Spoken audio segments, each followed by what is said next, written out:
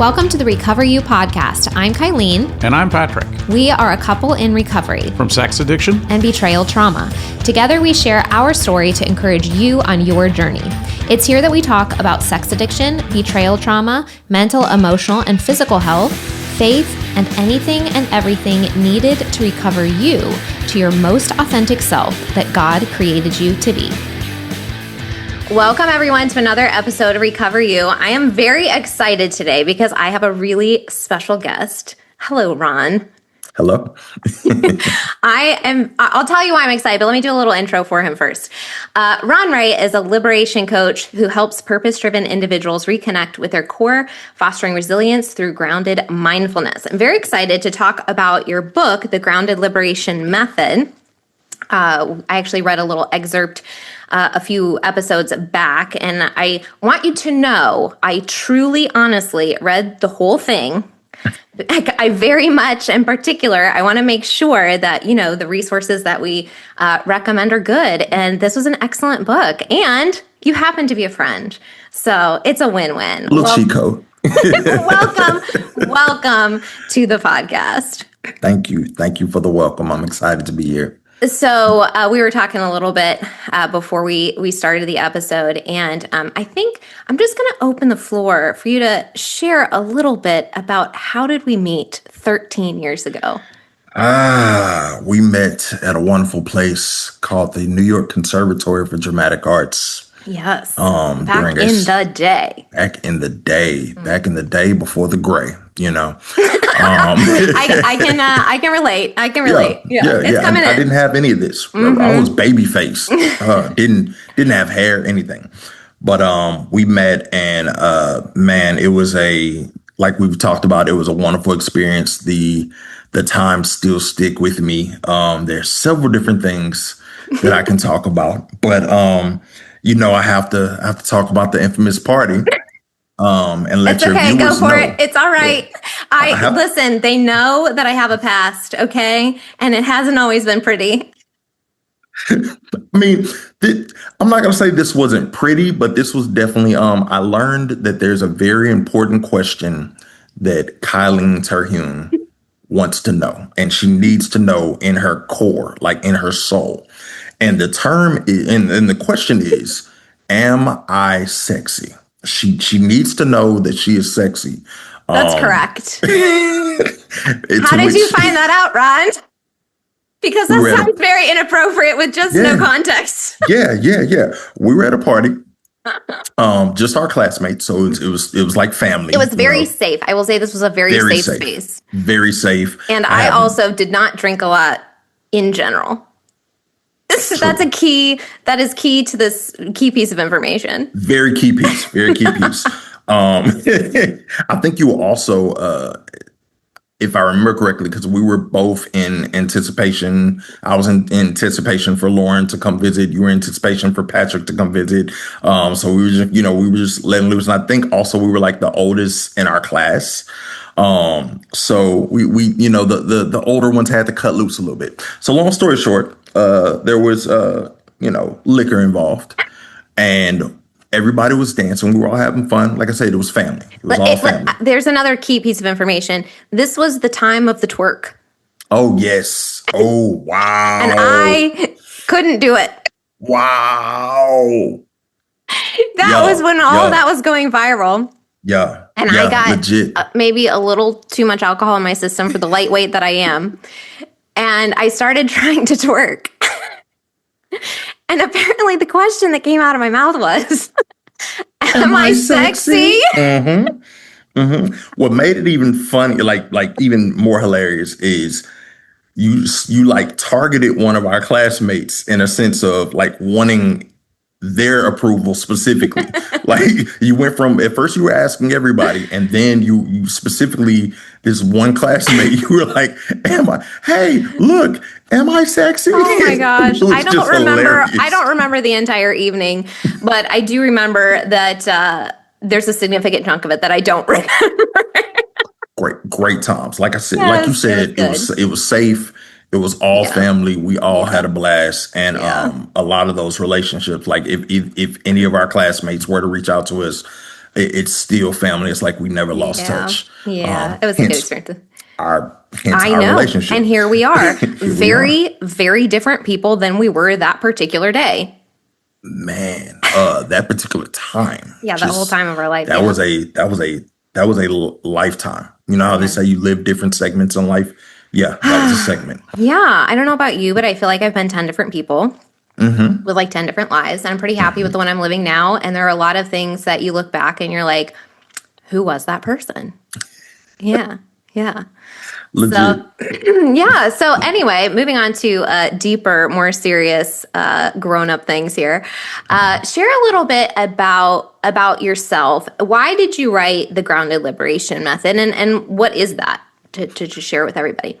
No problem. So, the grounded liberation method came from me wanting to take my practice and personal experiences and things that I use on a regular basis, or tools and techniques that I use on a regular basis, and try to formulate a way to give back.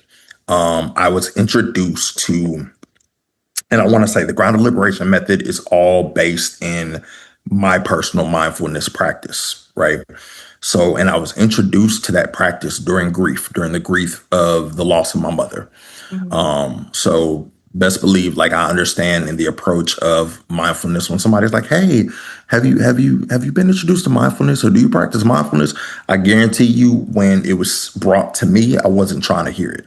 But if I was not in that space, I would not be where I am today, and it would not have opened me up and created the resilient individual that I know to be myself.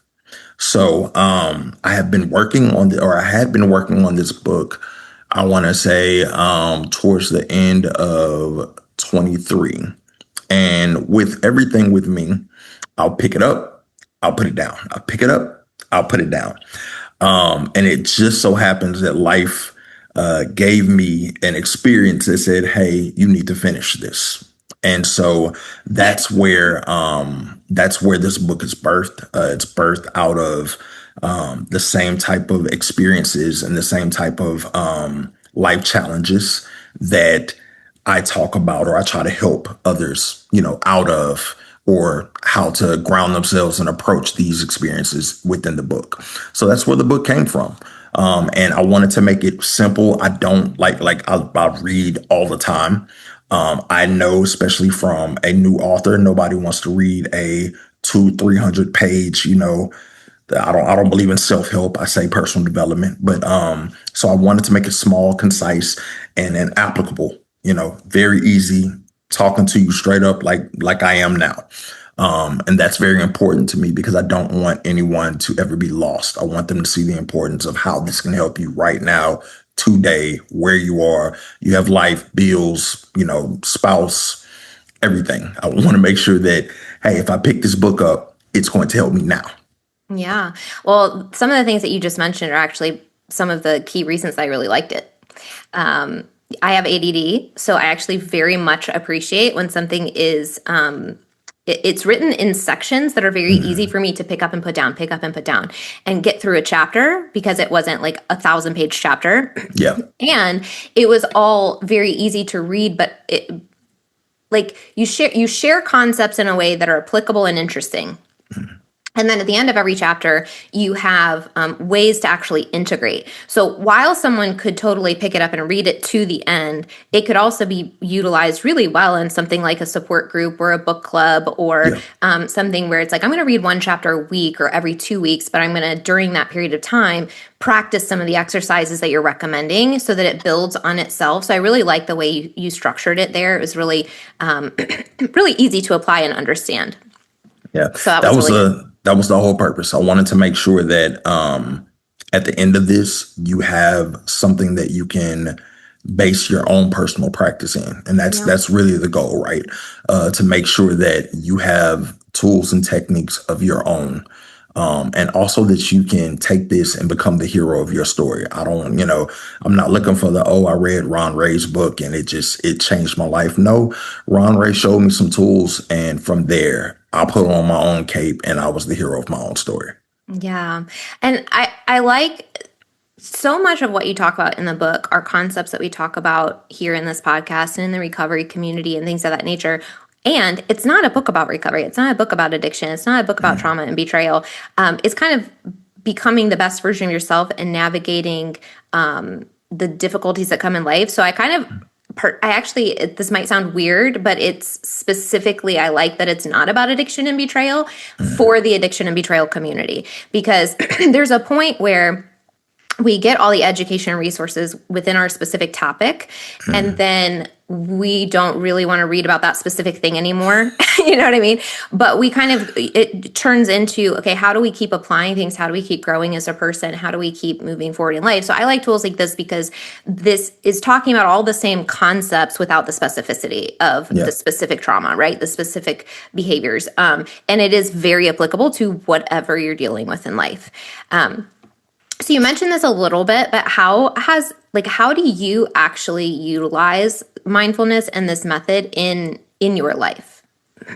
So, number one, I am someone who, I want to say, based off of how I was raised and based off of life experiences, I am someone who had to fight out of what I like to call survival mode, which is, in my personal coaching practice, that's typically where I help clients out of. And in doing so, when I was in my grieving process and I was introduced to mindfulness helped me just anchor myself, because a lot of times, a lot of our grief, our stress, our depressions, all of those things that keep us occupied and focused on elsewhere, that's exactly what it does. And so you need, a lot of times, especially if you weren't brought up a certain way, or if you weren't introduced to certain tools for certain specific situations, you need a method.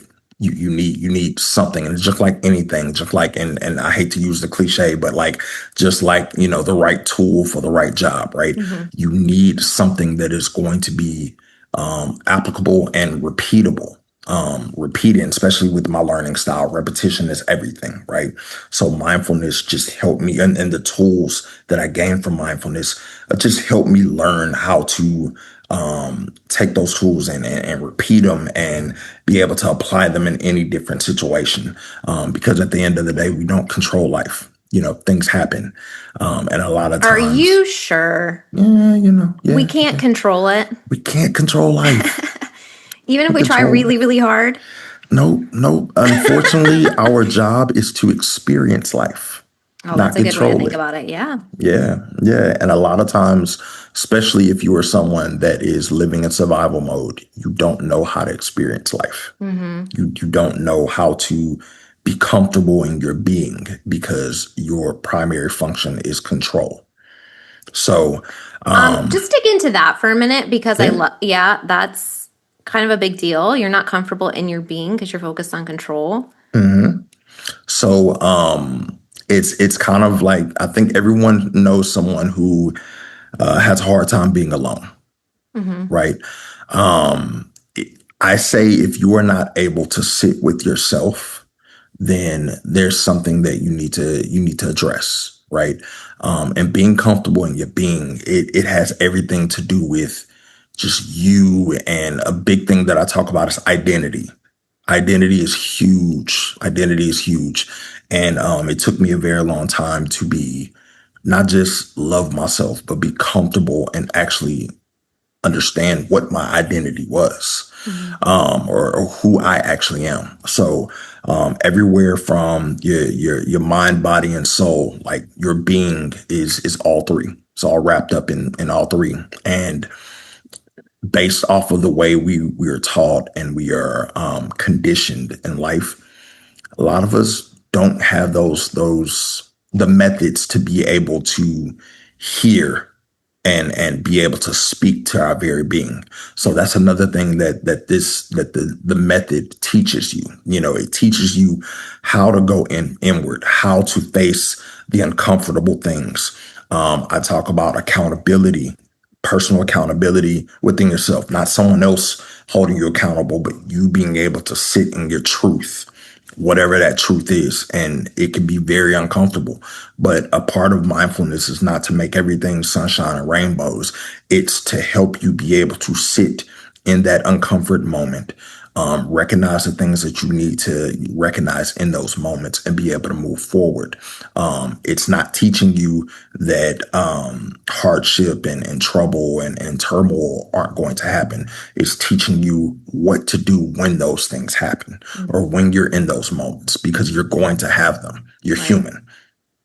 So you mentioned the method. You have 10, you call them roots, right? 10 roots to your method. Do you want to walk through kind of what those are?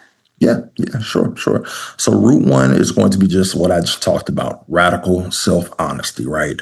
That is a hard one to be able to face yourself, cut out the BS and say, hey, this is what it is. This is what I'm doing. This is what I'm avoiding. This is what I'm not listening to. These are the things that I need to change, right? And it's not placing blame. I want to make sure I clarify. It's not about blame. It's about honesty, right? It's not to beat yourself down on or pile on yourself. It's literally about recognizing where you are right now, the truth of where you are right now. Okay. Root two is going to be grounded presence.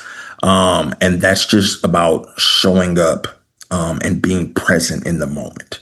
Right. And what is present in the moment means that, once again, all the things you can't control are going to be there. How are you instantly steadfast in this present moment and aware of what's going on, aware of who you are and aware of what you need to be, how you need to show up.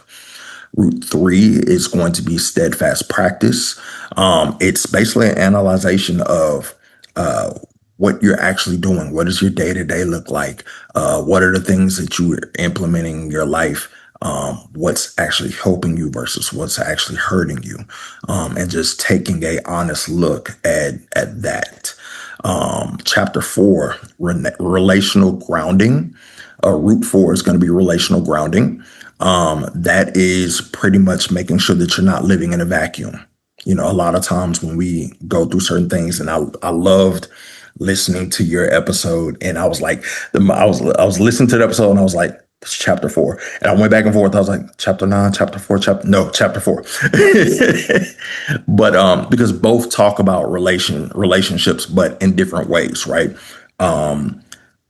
Chapter or root 4 talks about relationships in a sense of your community, right? Making sure that you're not trying to take on everything alone, because human connection it's embedded in us, it's ingrained in us, and so you have to connect. I'm an introvert, right?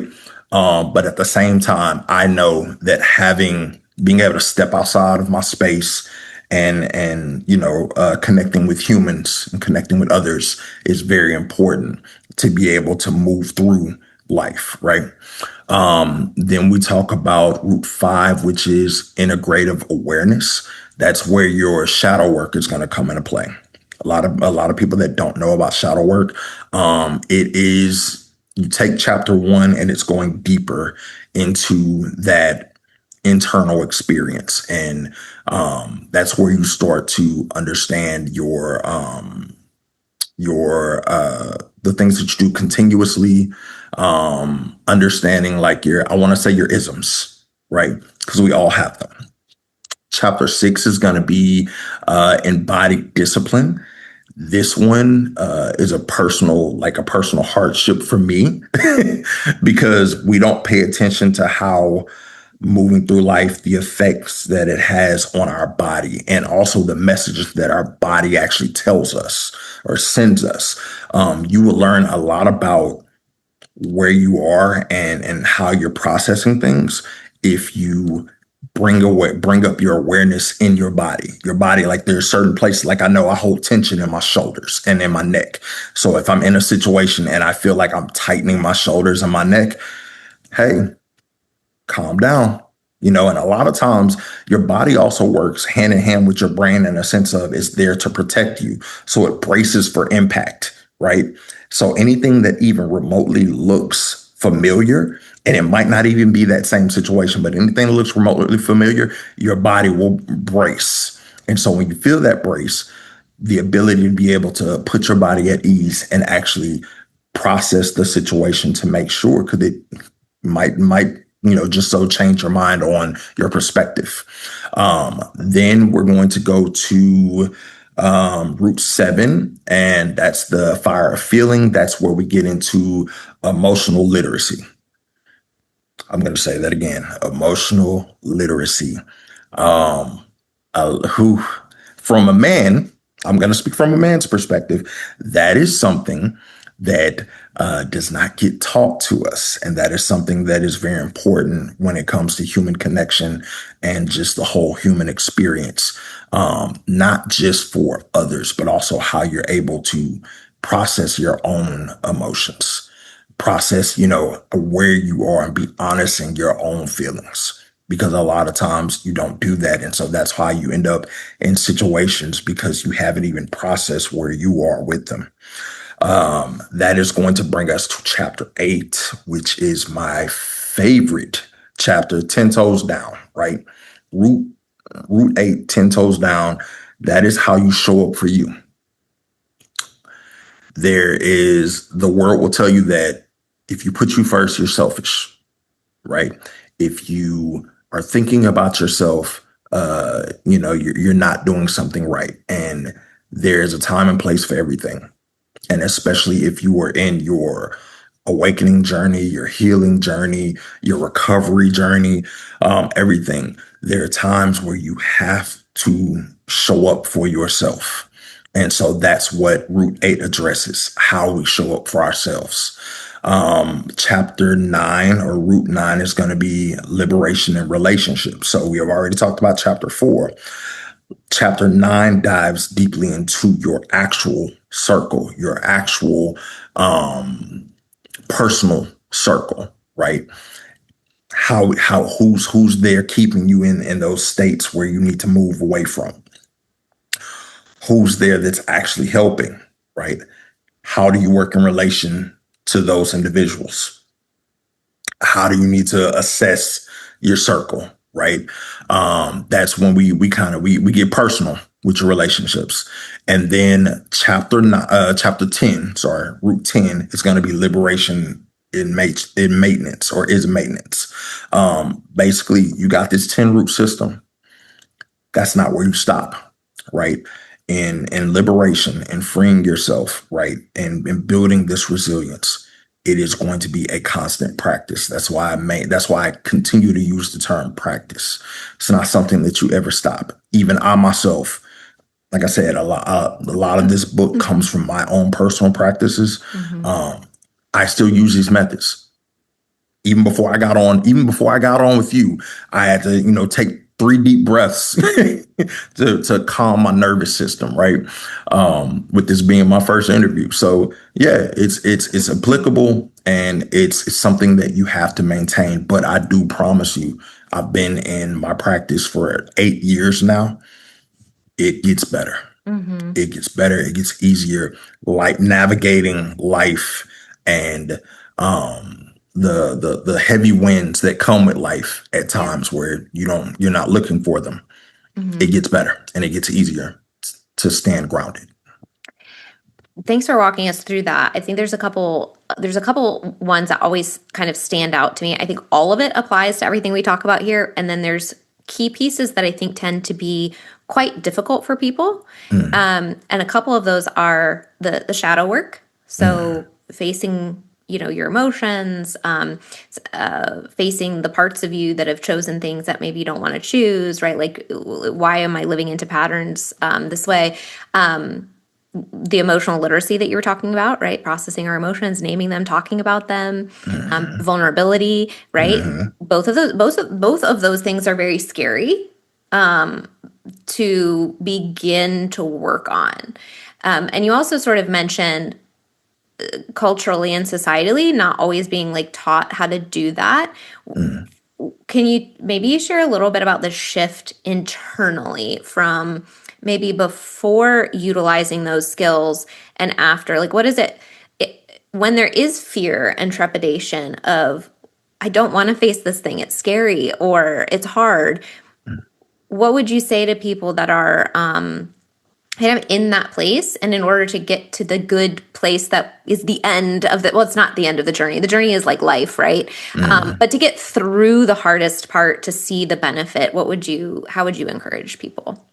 A lot of that fear comes from just dealing in the unknown, right? If you've never practiced something, then you've never, uh, you don't have any data to go off of. You don't know what the results could be or what the possibilities could be. One of the things that I share with my clients and I talk about just in general, I think I've said it on several different videos on like socials. Um, you have to realize that there is power in choice, right? The biggest thing when it comes to liberation is you realizing what you do have control over, and that is choice, right? You, the external forces, whether it be human, whether it be just systems or situations or whatever, you don't have control over, but you do have a power in how you approach things and how you choose to deal with things. And so, for me personally, that is where I know when I used to live, like even when I met you, I was still living my life in a lot of fear. And that's why that experience in New York that we had it's very so much, ingrained in me. And it's because it was at the time one of the most courageous things I've chosen to do. You know, I'm not from New York. I'm from Houston, Texas. you know, And we and lived not there for how long were we there? It was a month, right? That's a little over a month. I Yeah, think it was a month, yeah. a Which is little over it's a a month. big that's a big commitment. We're gonna go It's a live someplace for 4 weeks and it's a big commitment, and not yeah. only that, the vulnerability that we all had to have with each other because we moved in sections, right? So when I say like my classmates were my family, like I'm like, yo, I'm in this state, I'm in this city, I'm in this place that I've never been from, I'm Southern. There's a Yeah. lot going on here. Yeah. And And then we're put into like these acting scenarios where acting is vulnerable and you have to do it in yeah, front of everybody, and then they're like, do it again, that wasn't good enough. So like yeah, tap deeper yeah, into your emotions and then show it to everybody. So we're practicing this in real time with each other over the course of a month. It's kind of crazy yeah. how close you get Hey, to people. shout out to Jay Goldberg. Yeah. Shout out to Jay Goldberg. Yep. But yeah, it's just being able to, and you said something. You said vulnerability. Hmm. Vulnerability. I'm going to say this if you don't mind me addressing the audience. Vulnerability, and I'm saying this as a 38-year-old black male, right? Vulnerability is strength. Don't let anybody ever tell you anything differently. The courage that you have to muster to be able to be open, and even in this space, right? Like I even say with you, Kylene, having a podcast, being able to open, and even where your podcast cast is based from, right? That takes so much strength. And I want everybody to recognize that, like coming from a place of vulnerability. And then you get to this point, right? Like, I don't know how many episodes you're in, but you get to this point where it's like having a conversation. That vulnerability, that space, it's a muscle. That's all it is. The more you lift, the heavier you'll be able to lift. So I think it's so important, recognizing the power of choice and also recognizing the strength and vulnerability. I would say those are two big, big themes that will once you're open to it, you'll see how much power there is from it. I love that. There are a couple quotes that you shared in your book. I would love to read them, and then just you can expand as much as you would like on them. Okay. But I think these are really applicable, and something tying back into one of the things that you mentioned already, when you were talking through the roots, was the people circle and connection and inner access. And one of the things you say is nourishing relationships feed you with honesty, accountability, and shared vision. They don't just say good job, they challenge you to be better while holding space for your humanity. And then later on, you say confusion comes when you give outer circle people inner circle access. And there's so many things just within those couple statements that I think are so directly applicable to things that we talk about. And I'm thinking with this specific section about the betrayed partner, because there is a lot of there's a big area where once everything sort of comes out, they do have to hold their partner accountability, and they're not just saying good job, like we talk about this where it's like, okay, I'm happy as a friend that you are getting into sobriety, but as a partner, it's like, congratulations for, doing the right thing. Right. So like, good job. And I'm going to hold you accountable because it impacts you. It impacts me. And then there's also the connection that comes with people that we're telling about our life. And some people are safe people that we can do that with, and some people are not. And so I thought that section is really super applicable. I mean, like I said, all of it is, but relationships and connection is so important through the recovery process, I think. Definitely. I know, I will say, in analyzing my circle, right, I have 5 people that I know without a shadow of a doubt that's going to call me to the carpet, without a shadow of a doubt. Good, bad, indifferent, ugly, it doesn't matter. They're going to call me to the carpet, and I appreciate every single one of them. There are times where I know, as a dreamer and as someone who has worked to orchestrate their views in life, whether it be through things that I've studied, experiences, things like that. I know sometimes I could be like hanging on that ledge by myself. And even in terms of, knowing that my circle, they haven't studied the things that I've studied. They haven't, walked in necessarily the same exact experience. They might have some similarities or whatever, but they still know me at my core enough to be able to speak to, hey, I know who you are and I know where you're trying to go. And so regardless of everything else that comes from my ideology or my personal walk or anything like that, they know how to speak to Ron. And because they believe in that person, and they align with that person, I'll never go too far off the rails. And sometimes it's even a sense of like, hey, I might have learned something. And when I learn something, oh boy, I want to talk about it and I want to share it and I want to, I always say there's always when you're adapting something new, there's always a overcorrection before you find balance. And a lot of times my circle will tell me, hey, you know that book that you read that changed your life? Yeah, nobody else you talking to read that book. So it's okay to share in times where it's relevant, but like, don't be too preachy. Bring that back. Nobody wants to hear that. Sure. And I need that. I need that. Yeah. In terms of other people in your circle who are not, I want to say in the golden ring, you have to be honest with yourself and actually be honest with them and assess where they actually need to be. I posted a video on my social, I think a couple of days ago, where I talk about there's a saying in my community where we say you don't sweep the inside of your house with your outside broom.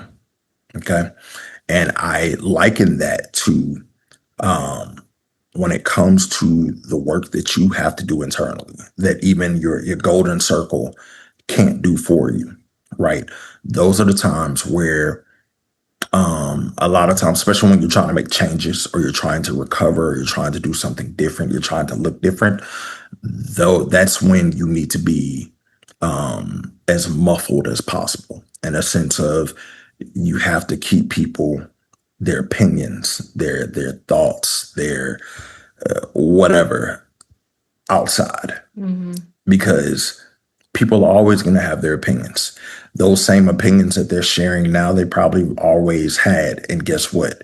You're doing something different. You're working on something different. You're working on moving to a different place.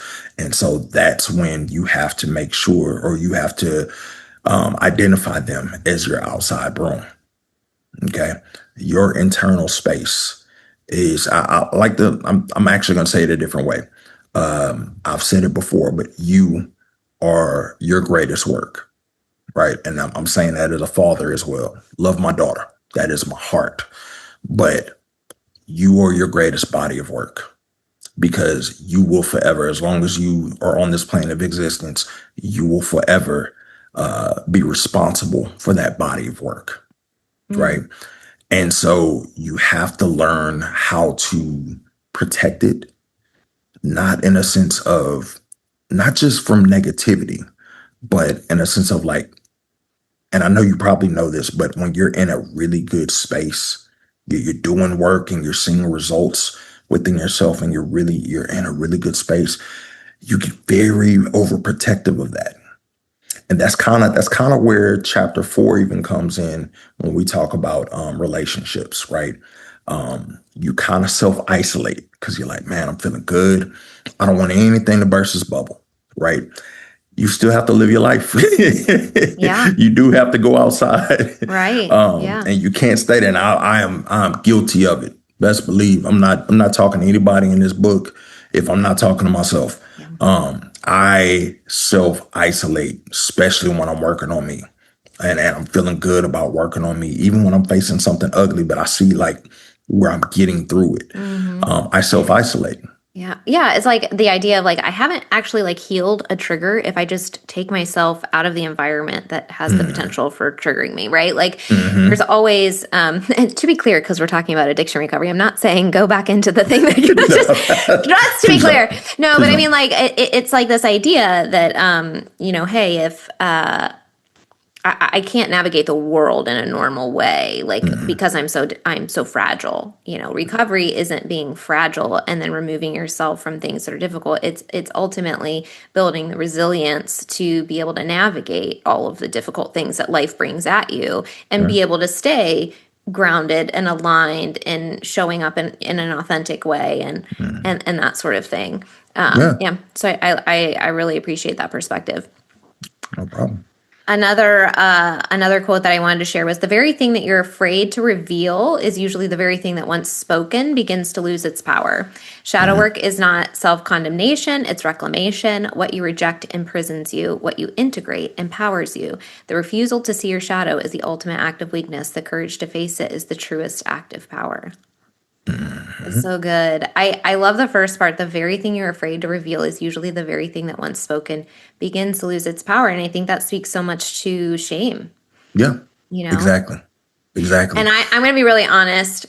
I think I have some shame around my drunk twerking escapade. It's so horrible.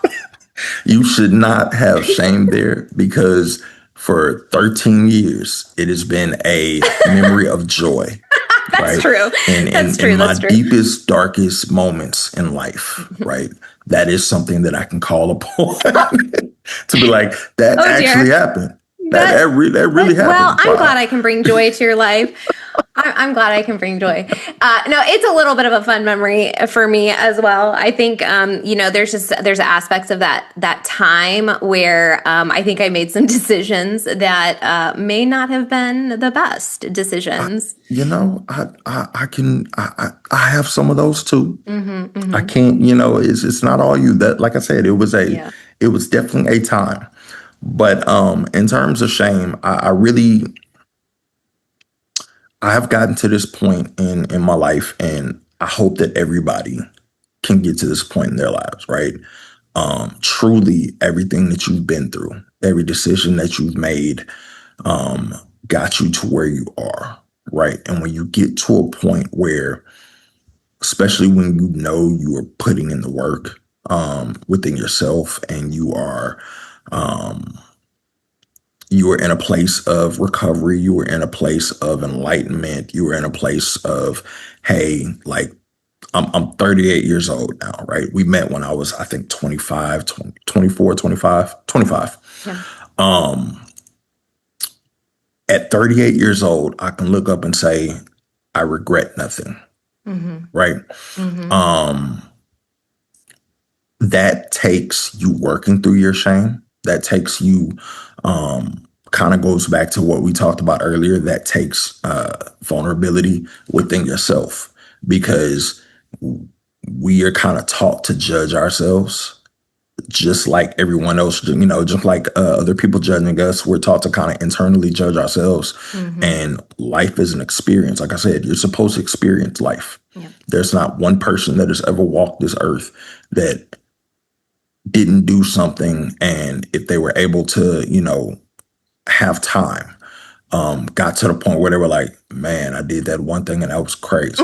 Right. Or wow, I can't Yep. believe Mm-hmm. but it's all a part of that journey. And it is very difficult to go through your journey and maintain a sense of wonder, maintain a sense of magic, maintain a sense of, and this is a very controversial word, but I use it intentionally.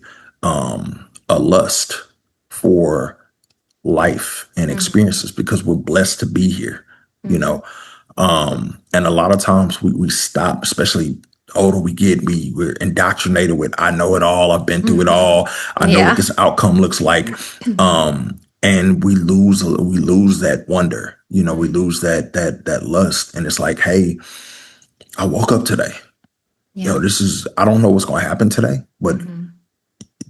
this has the potential of being a life-changing day or an amazing day.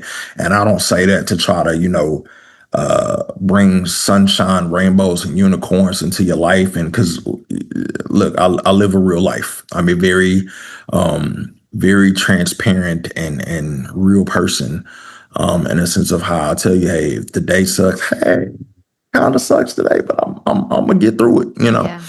Um, but at the same time, it's important to maintain that for Mm-hmm. yourself, not necessarily for everybody. Yeah, share a little bit of that sunshine for to somebody else, but like maintain that. Once again, it goes back to you understanding how much power you actually have in your choice, Yeah. right? Choosing to like just to wrap this up in a bow. I have this thing where, somebody's like, hey, how's your day going or how you doing? And, a lot of people say, oh, I'm doing good. I'm doing well. People that know me typically know that they're going to get hit with oh, I'm doing phenomenal or I'm feeling phenomenal. Right. Why do I choose the word phenomenal? Because it's bigger. It's Mm. bigger than doing well. It's bigger than doing good.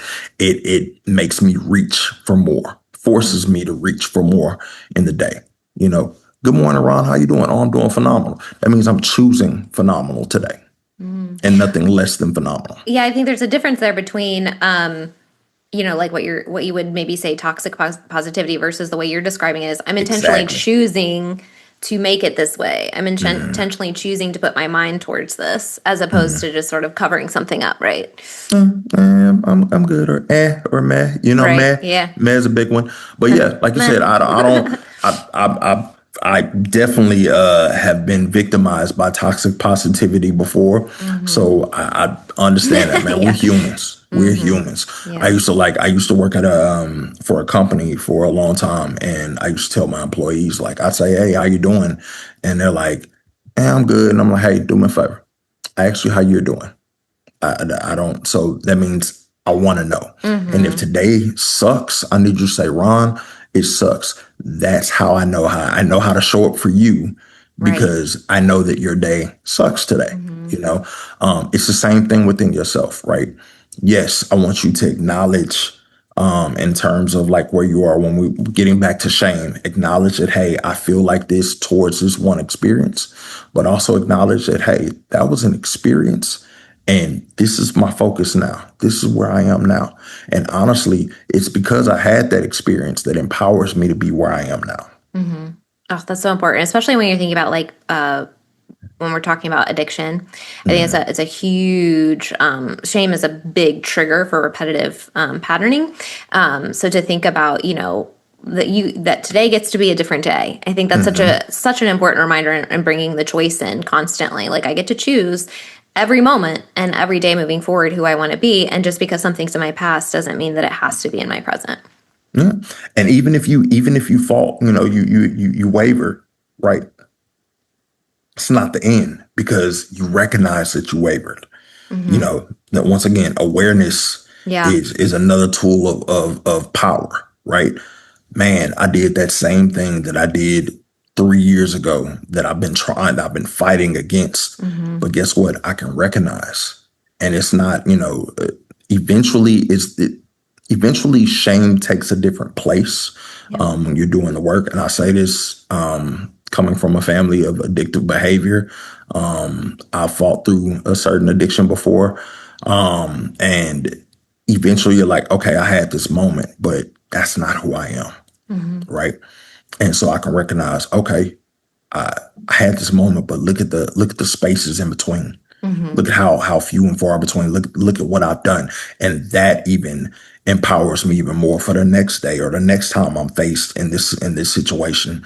And I'm like, okay, I got past that. And then that makes those times even more powerful. Right. So those times start to ring a lot louder than the times where you faltered.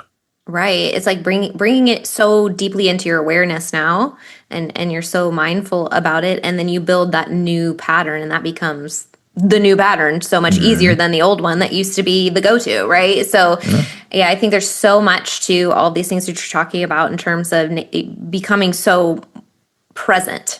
Right. It really does solve so many problems when we're able to kind of come into our body and come into the moment and be aware of what's actually happening, as opposed to our subconscious just sort of running the game for us. Right. Yeah. Right. We're just allowing things to happen instead of actually controlling your controllables. Yeah. So yeah, there's so much power there. I'm so glad that we connected, and I'm so glad you wrote your book, and I'm so glad that you were on this episode. Is there anything that you would like to leave people with today that we didn't get to talk about? Not necessarily that we didn't get to talk about, but for those that, are in a space where they're looking for something different, they're looking for something that can help them. And I get it. Like there's podcasts, there's books, there's, there's so much out there, so many different tools out there. But I just want people to know that I really wrote this book from a human space and from a real space. I don't do the whole guru thing. But I do believe that we are placed on this earth to go through certain things so that we can help the next person that is faced with those things. So the Grounded Liberation Method is in my personal Books by account. I don't do Amazon, but it's in my personal Books by account. And I would love for more people to start their practice, and be introduced to this method. Well, how can people find you? Where can they connect with you, follow you, see all your work? So the easiest way is through Instagram, temple.building.coaching. And all my links are there, whether it be the link to the book or the link to my stand store where you can set up actually meditation sessions with me, or there's the workbook, the companion book to the Grounded Liberation Method that's there as well. But there's so many different things that I'm working on now that I'm free to fully be a coach. Free to be. Free to be. I have officially dedicated my time and myself to this mission and to this movement. And so I'm available. Definitely reach out. I will leave you with all the things, Kylene, so that you can share. I'll put them in the show notes with the viewers. Yeah. Awesome. Yeah, definitely. Well, thanks so much for being here, Ron. It was so nice to connect again. Thank you. I'm excited. I'm excited about this. Me too. Yeah. Every day is a new opportunity to choose health and freedom. Make that choice today, and we will see you next week. Woohoo! If you're listening to this, it means you've made it through an entire episode. Part of recovery is spending time engaging in healing and self-growth activities. We are thankful that you chose our podcast to be one of those activities today. Make sure you reward yourself for that accomplishment. If you've enjoyed this episode or this podcast, we would love to hear from you. Please take just a few moments to leave a rating and review, letting us know your experience with Recover You. We not only love hearing how these episodes are helpful, but ratings and reviews help others just like you who are searching for recovery information and support find the podcast too. We can't wait to hear from you. See you next week.